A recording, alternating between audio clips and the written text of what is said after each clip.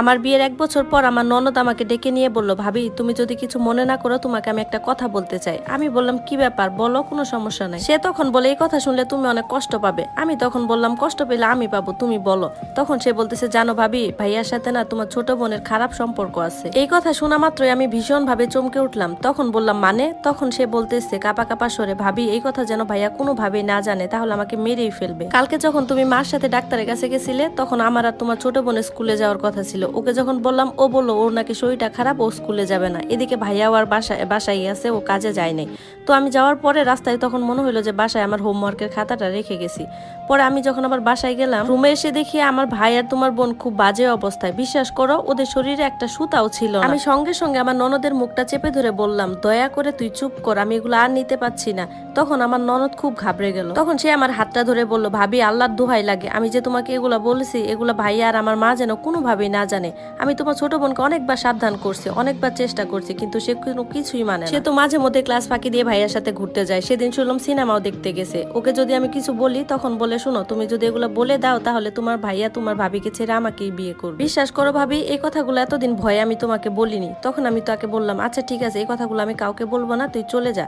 কিন্তু কথাগুলো কেন জানি আমার বিশ্বাস হচ্ছিল না, কারণ আমার ননদ আমার বোনের সাথে পড়াশোনাতে এত বেশি পারতো না। আমার বোনের রেজাল্ট আমার ননদের থেকে অনেক ভালো, আর ও তো এরকম মেয়েও না। আর ও যদি এসবই করতো তাহলে তো রেজাল্ট গোল্লাই যাওয়ার কথা ছিল। আমার বারবার কেন জানি মনে হচ্ছে আমার ননদ কোনো একটা জিদ মেটাতে চাচ্ছে আমার বোনের উপর, কিন্তু সেটা কি? আমার বোনকে আমি ভালো করেই চিনি, আর ও তো জানে বাবা মা মারা যাওয়ার পর আমি ছাড়া ওর কোনো আশ্রয় নেই। আর ও তো নিশ্চয়ই চাইবে না ওর শেষ আশ্রয়টুকু নষ্ট করতে। আমি আমার বোনকে এই ব্যাপারটা জিজ্ঞাসা করতে চেয়েও আর জিজ্ঞাসা করলাম না, কারণ মিথ্যা একটা ব্যাপার নিয়ে অযথা ঘরে অশান্তি করতে চাই না। তাছাড়া আমি আমার স্বামীকেও খুব ভালো করেই চিনি। পৃথিবী উল্টে গেলেও সে কোনোভাবে এইসব কাজকর্ম করতে পারে না। আমরা 4 বছর ভালোবেসে বিয়ে করেছি। এসব নিয়ে যদি সংসারে ঝামেলা থাকে তাহলে আমি বা কোথায় যাব, কে আছে আমার? তাই আমি বিষয়টা মাটি চাপা দিয়ে দিলাম। এর 1 সপ্তাহ পর আমি আমার শাশুড়িকে নিয়ে হসপিটালে যাচ্ছিলাম আমার চেকআপের জন্য। তখন আমার প্রেগনেন্সি 7 মাস চলে।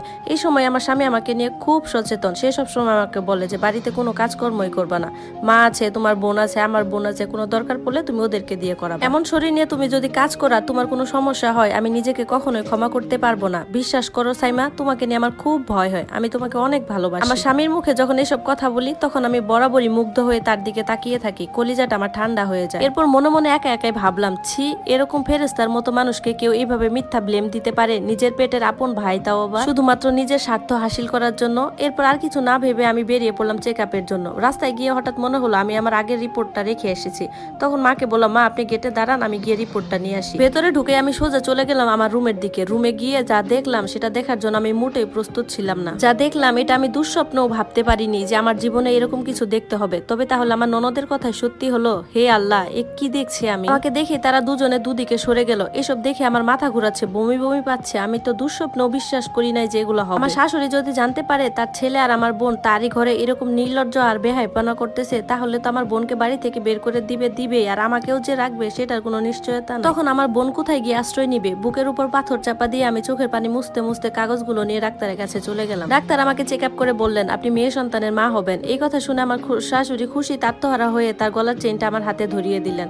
চেনটা দেখা মাত্রই আমার চোখ দিয়ে টপ টপ করে পানি পড়তে লাগলো। না, এটা কোনো আনন্দের কান্না নয়, এই কান্না বুকে প্রচন্ড কষ্ট আর চাপা দুশ্চিন্তার কান্না। সন্তান যখন ভূমিষ্ঠ হয়ে পৃথিবীতে জানতে পারবে তার বাবা এরকম দুশ্চরিত্র আর নোংরা, তখন সে ব্যাপারটা কিভাবে নিবে? আর আমি বা এই লোকটার সাথে কিভাবে সারাটা জীবন পার করব? আমি যেন আর নিজের মধ্যে নেই, আমার শরীরে সমস্ত শক্তি হারিয়ে গেছে। আমার শাশুড়ি মা এরকম দেখে আমাকে বলতেছে কি গো বৌমা, মেয়ে সন্তান হবে বলে তুমি খুশি না? তখন আমি কান্নামাখা কণ্ঠে বললাম মা আমি অনেক খুশি, সত্যি আমি অনেক খুশি। এরপর আমরা দুজন বাসায় চলে আসলাম। এসে দেখে আমার বোন বিছানায় শুয়ে আছে আর আমার ননদ টেবিলে পড়তেছে। তারপর আমি ওর সাথে কোনো কথাই বলিনি, আমি আমার কাজে লেগে গেলাম।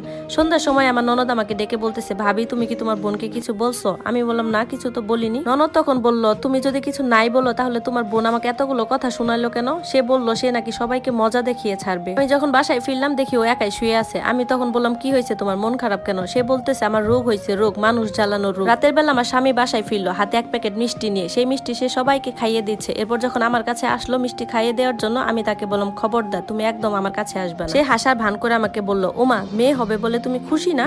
আমি কিছু বলার আগে সে চিৎকার করে তার মাকে ডাকতে লাগলো, মা মা এদিকে আসো। তার ডাকাডাকি শুনে বাড়ির সবাই হাজির। শাশুড়ি মাকে দেখে সে আমার মুখে মিষ্টি তুলে দিল। তখন আমি আর কি করা, মিষ্টিটা মুখে নিলাম। মিষ্টিটা তো আমার গলা দিয়ে নামতেই চাইছে না, আমার চোখ জলে ভিজে গেছে আর বুকের ভিতর থেকে হু হু করে কান্না আসছে। আমার তো ভাবতে অবাক লাগছে, আমার ছোট্ট বোনটি এত সহজে এত পাকা অভিনেত্রী হয়ে গেছে। কত বড় দুঃসাহস হলে এই কাজ করতে পারে। যে মেয়েকে আমি নিজের মেয়ের মতো ভালোবেসেছি, বাবা মা নেই, নিজের সংসারে আশ্রয় দিয়েছি, সেই আমার এই সংসারটাতে কুড়াল মারলো। স্বামী আমাকে বলছে, কি হয়েছে তোমার, এত দুশ্চিন্তা করতেছে কেন? আমি বললাম, তুমি এই কথা কিভাবে বলো, তোমার তো লজ্জা থাকা উচিত। তখন সে আমাকে বলতেছে, ধুর বোকা, সকালে কি না কি দেখছো, এটা এখনো মনে রাখছো, সব ভুলে যাও। আমি তাকে বললাম, তুমি তোমার স্ত্রীর ছোট বোনের সাথে ব্যভিচারে লিপ্ত, 4টা বছর তোমাকে ভালোবেসে বিয়ে করেছি, এর প্রতিদান তুমি এই দিলে? আমার কথা শুনে আমার স্বামী আমাকে ধমকের সুরে বলল, চুপ করো তুমি, মা যদি এগুলো জানতে পারে তাহলে তোমাদের 2 বোনের কারোর এই বাড়িতে আর থাকা লাগবে না। ওর কথা শুনে আমার আরো বেশি কান্না পেয়ে গেল। সে আমার মুখটা চেপে ধরে বলল, সব সময় চুপ থাকো, আর এখন থেকে আমি যা বলবো সেটা না শুনলে বুঝতেই তো পারতেছো কি হবে। আমি না আসলে ভীষণ খারাপ একটা ছেলে, লজ্জা শরম কিচ্ছু আমার নেই। আমার তো এইসব ব্যাপার কেউ জানলে কিচ্ছু হবে না, অথচ তোমাদের 2 বোনের কি হবে তুমি জানো? সে আমাকে বলতেছে, এখন চুপচাপ ঘুমিয়ে যা। তখন আমি তার মুখে একদলা থুথু ছিটিয়ে বললাম, জানোয়ারের বাচ্চা, তোর মতো মানুষ যেন দুনিয়াতে 2টা না। তখন সে রেগে গিয়ে তার 2 হাত দিয়ে আমার গলা টিপে ধরলো আর আমাকে বলতে লাগলো, হারামজাদি, আজকে তোকে আমি মেরেই ফেলবো, জানোয়ার, ফকিন্নির বাচ্চা। স্বামীকে যদি সম্মান করতে না পারিস তাহলে বেঁচে থেকে আর কি করবি? হ্যাঁ, একটু আগেও ভেবেছিলাম যে আমি মরে যাব, কিন্তু এখন তবে কেন বাঁচার জন্য আমার মন কাঁদছে। আমি কি আদৌ আজকে ওর হাত থেকে বাঁচতে পারবো? এই গল্পের বাকি অংশটি যদি শুনতে চান তাহলে কমেন্ট বক্সে লিংক দেওয়া আছে।